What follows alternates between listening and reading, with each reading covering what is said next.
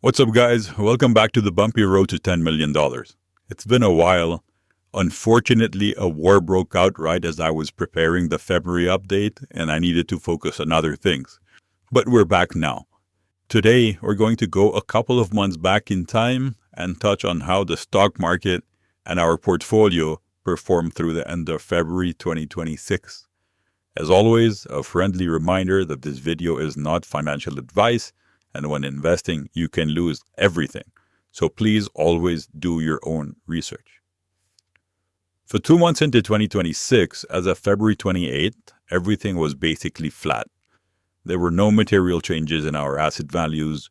The change in the SPY index, as well as UPRO and SPXL, were both less than 1%. So no real impact on our portfolio. Now, the put options is a slightly different story. The two put options we have actually moved in different directions.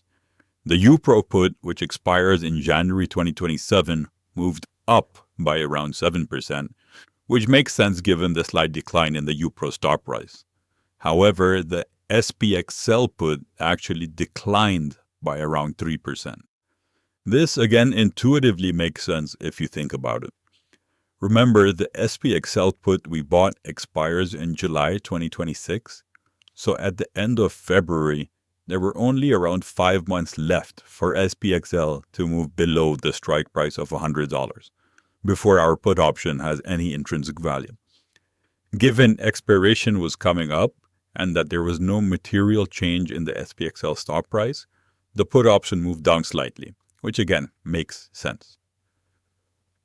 Now, if we looked at a hypothetical portfolio where we had invested $10,000 in line with our strategy as of December 31st, 2025, the total portfolio value would have decreased slightly by 0.6% or moved from $10,000 to $9,943.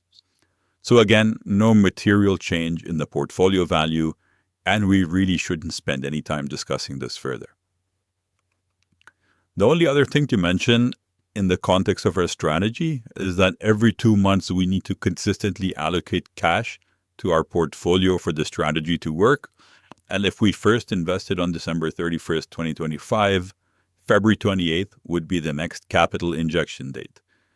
So given the UPRO and SPXL prices as of February 2028, and assuming we're investing $1,000 or $500 in each ETF, we would have bought 4 shares of UPRO and 2 shares of SPXL to add to our portfolio. Last thing for today.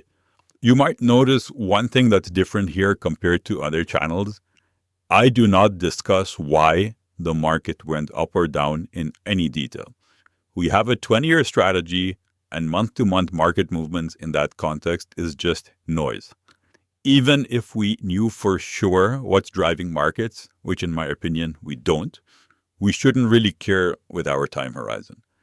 Let's go back to this long-term 50-year S&P 500 chart. Who cares about daily, weekly, or monthly movements? Except for truly large crashes, we don't really notice short-term volatility in the chart.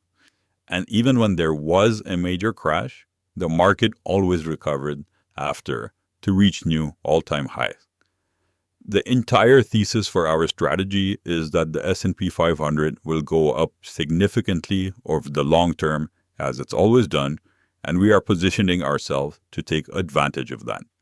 Focusing on short-term movements will not really impact anything, and in fact will likely cause your health to deteriorate, as there will always be periods where the stock market declines. So we should only view stock market decline as an opportunity to buy additional UPRO and SPXL shares cheaply and nothing else. So that's it for today, guys. We're going to keep it short and sweet. In a couple of days, we'll do the March 31st update, and that will be a lot more colorful as the Iran war kicked off on February 28th and rattled markets. I hope today's video was helpful. As always, thank you for your time, and I look forward to seeing you on the next one.